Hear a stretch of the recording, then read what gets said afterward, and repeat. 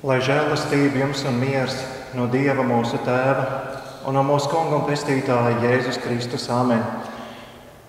Šajā dienā mēs kopīgi pārdomāsim Dieva vārdus no Lūkas evaņģēlija 15. nodaļas. Daudzi muitnieki un grēcinieki pulcējās ap Jēzu, lai viņu dzirdētu. Farizēji un rakstu mācītāji kurnēja. Šis pieņem grēciniekus un kopā ar tiem ēd. Bet viņš tiem sāka stāstīt līdzību. Kurš cilvēks no jums, kam ir 100 avju, vienu pazaudējis, neatstāja tās 99 tuksnesī un nedodas pakaļ pazudušajai, līdz to atrod? Un atradis avi. Viņš to ceļ uz saviem pleciem un priecādamies. Un pārnācis mājās, sasauc draugus un kaimiņus un tiem saka: priecājieties līdz ar mani, jo es savu pazudušo avi esmu atradis. Es jums saku, tāpat arī debesīs būs lielāks prieks par vienu atgriezušos grēcinieku nekā par 99 taisnajiem, kuriem atgriešanās nav vajadzīga. Āmen. Mīļais Kungs Jēzu Kristu, Tu mūsu labais gans, ved mūs Tavu vārdu patiesības zāļainās ganībās, Tavi vārdi, lai atspirdzina mūsu sirdis un mūsu dvēseles. Svētī mūsu patiesībā, jo Tavs vārds ir un paliek mūžīga patiesība un dzīvība. Āmen.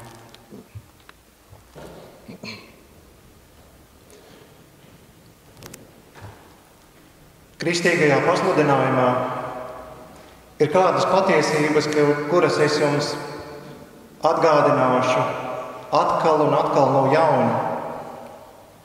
Es varbūt brīžiem skanējuši, un jau droši vien skanu kā tāda veca plate, bet es ceru, ka šīs galvenās patiesības jūs dzīves svarīgākajos brīžos atcerēsieties. Te varētu sacīt, ka šajās galvenajās patiesībās mums katram ir jākļūst par īstiem lietpratējiem un meistariem. Šajās galvenajās patiesībās ir jāvingrinās, tajās jāiedziļinās un tās prasmīgi jāpielieto savā dzīvē. Ķīniešiem esot teiciens: tu esi vairāku nažu meistars, bet diemžēl neviens no tiem nav ass. Tie ir tādi cilvēki, kas varbūt daudz zina, bet īsti nemāk zināšanas pielietot savā dzīvē. Tāpēc iepratim tam labāk ir vingrināties vienā pamatpatiesībā, nekā piegrūst prātu ar visu kaut ko un beigās tāpat tur nekas labs nesanāk. Tātad spēja izprast un pielietot kristīgās pamatpatiesības savā dzīvē var sniegt mums ļoti daudz. Un te jau nav vajadzīgs daudz kavēties un sacīšu, ka viena no galvenajām pamatpatiesībām, kura mums katru dienu ir jāmācās, ir jautājums: kāds ir Dievs? Kāds ir Dievs? Man pat šķiet, ka svarīgākie jautājumi par šo nav. Jo no tā, kā mēs emocionāli uztveram Dievu, ir atkarīgs tas, kā mēs pieņemsim visu citu, kas no Dieva nāk. Mūsu emocionālā uztvere ir īstās durvis, pa kurām Dievs var ienākt un darīt mūsu dzīvē lielas lietas. Jā, tāpēc daudzi cilvēki it kā Dievam tic, bet kaut kā nespēja viņu tā īsti ielaist pa sirds durvīm tur, kur tiešām vajag. Kāpēc tā? Šeit visticamāk uz jautājumu, kāds ir Dievs, nav iegūta īstā atbilde. Varbūt tā ir dzirdēta, bet iespējams tā nav līdz galam pieņemta. Kāds ir Dievs? Atbildi daudzi kristieši zina labāk nekā spētē noticēt. Bībelē sacīts, ka Dievs ir mīlestība. Viegli ir šo patiesību pateikt, bet īstajā brīdī pielietot. Tā lūk ir īstā meistarība. Tad, kad saulīte spīd un dzīvē viss ir labi, tad jau ik viens spēj pateikt, ka Dievs ir mīlestība. Bet mūsu īstos stāvokli jau nepierāda tas, cik mēs esam ticīgi tad, kad esam virsotnēs un jūtamies labi. Nē, mūsu īsto sirds stāvokli, mūsu īsto ticības stāvokli parāda mūsu dzīves ielejas. Kad viss krīt ārā no rokām, kad tu iesāc un nespēji pabeigt, jo viss atsītas kā pret sienu, kad jāpiedzīvo finansiālas grūtības, kad jāpiedzīvo veselības problēmas, kad jāpiedzīvo attiecību problēmas, vai tad spēsim ar patiesu pārliecību pateikt un apliecināt, ka Dievs ir mīlestība. Tāpēc, kā jau iezīmēja, šī galvenā patiesība mūsu dzīvē izšķir pilnīgi visu. Mūsu ticība Dieva mīlestībai izšķir pilnīgi visu.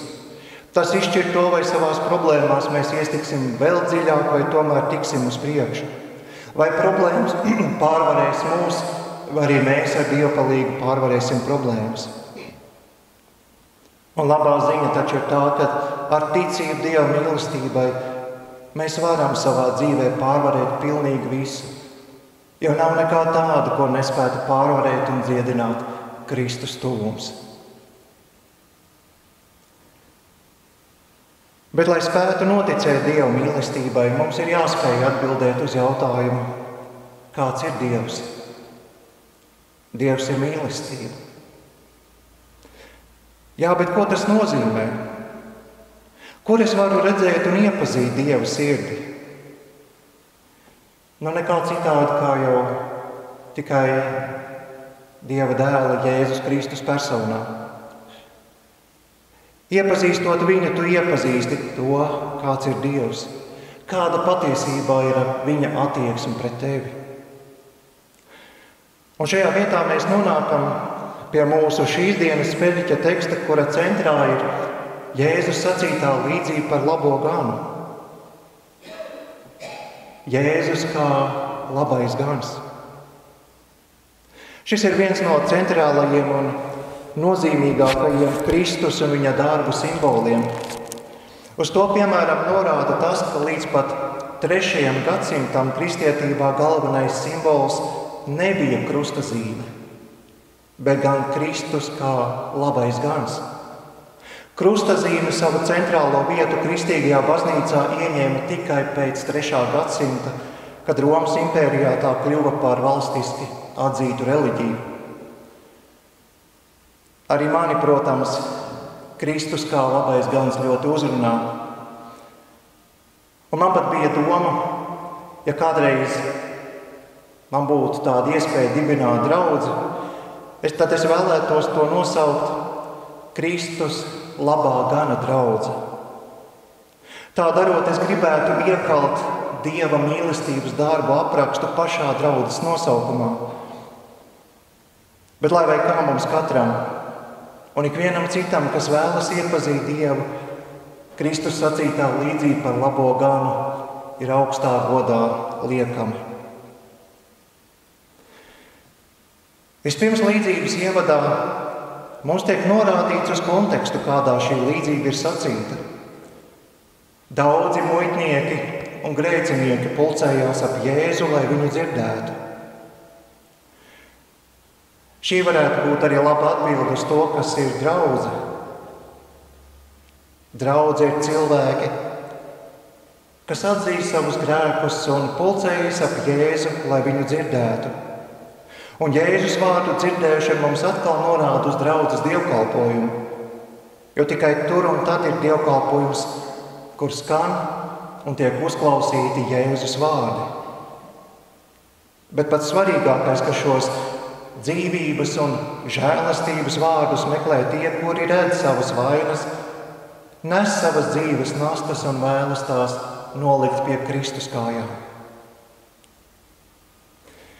Bet tad tālāk mēs lasām, ka vienmēr, ja uzrodas kaut kādi dievkalpojumu jaucēji, farizēji un rakstu mācītāji kurnēji, šīs pieņem grēciniekus un kopā ar tiem ēd. Īstie reliģiskie, taisnie un ārēji labie bieži vien ir atpazīstami pēc tā, ka tie Dieva mīlestībai liek robežas pēc sava prāta. Un tur, kur kāds viņa pašizdomātās robežas pārkāpja, tā tūdaļ ceļas dusmas un neapmierinātība. Patiesībā dusmas un neapmierinātība par to, ka Dievs var būt tik labs un pieņemt grēciniekus. Jā, mēs te visādi nopolamies un cīnāmies, ievērojam dažādus reliģiskus noteikumus, bet tie redz ielec Dieva klēpī patiešo. Tā tas nevar un nedrīkst būt. Bet tā tas ir. Jo vienīgais nosacījums, ja to vispār var nosaukt par nosacījumu, vienīgais nosacījums ikvienam cilvēkam ir paklausīt šim žēlastības aicinājumam nākt pie Jēzus.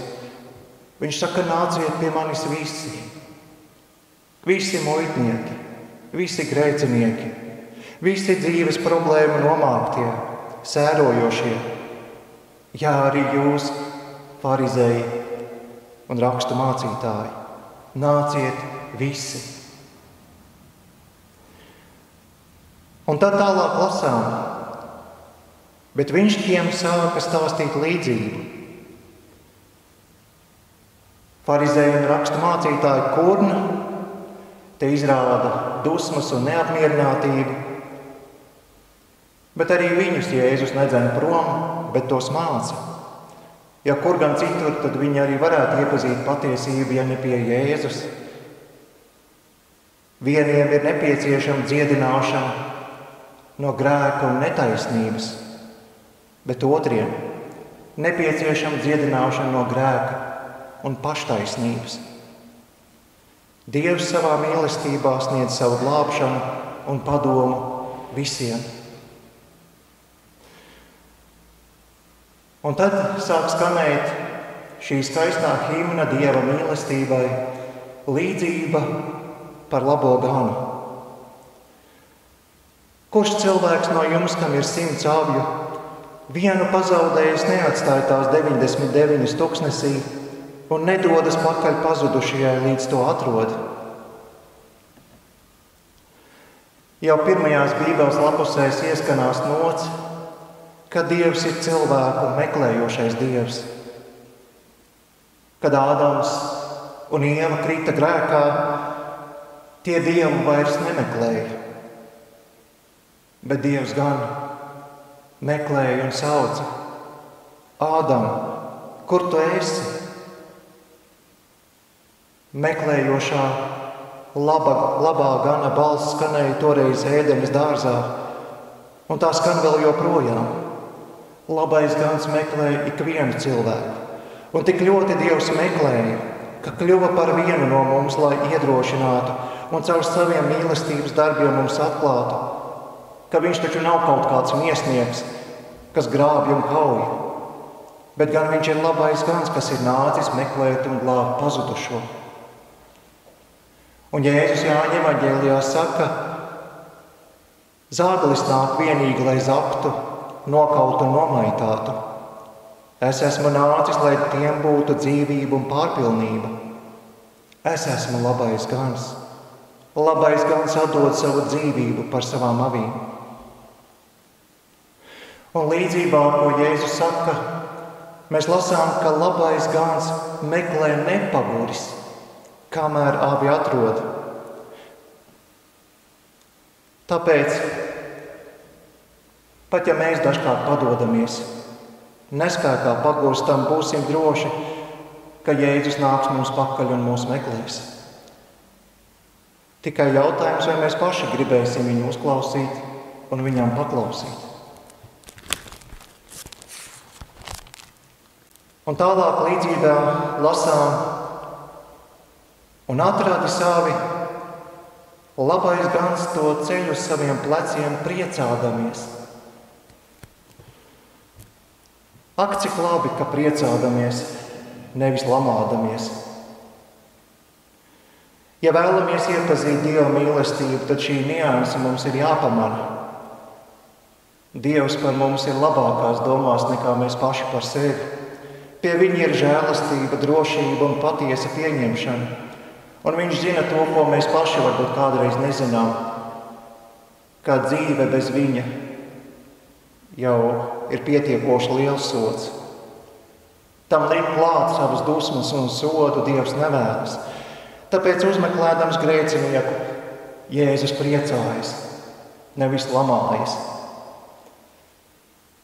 Un tad tālāk labais gans pārnācis mājās, sasauc draugus un kaimiņus un tiem saka: priecājieties līdz ar mani, jo es savu pazudušo avi esmu atradis. Ar šiem līdzības noslēguma vārdiem Jēzus vēlreiz atgādina par to, kas tad ir draudze un dievkalpojums. Tās ir svinības par to, ka Dievs mūs ir atradis. Jā, tas ir kaut kas pavisam pretēji, kā daži mūsdienās citiem mēģinot stāstīt par Jēzu vaicā: vai tu esi atradis Jēzu? Es nezināju, ka viņš ir pazudis. Jā, ne jau Jēzus ir pazudis. Mēs esam tās pazudušās avis, kuras viņš meklē.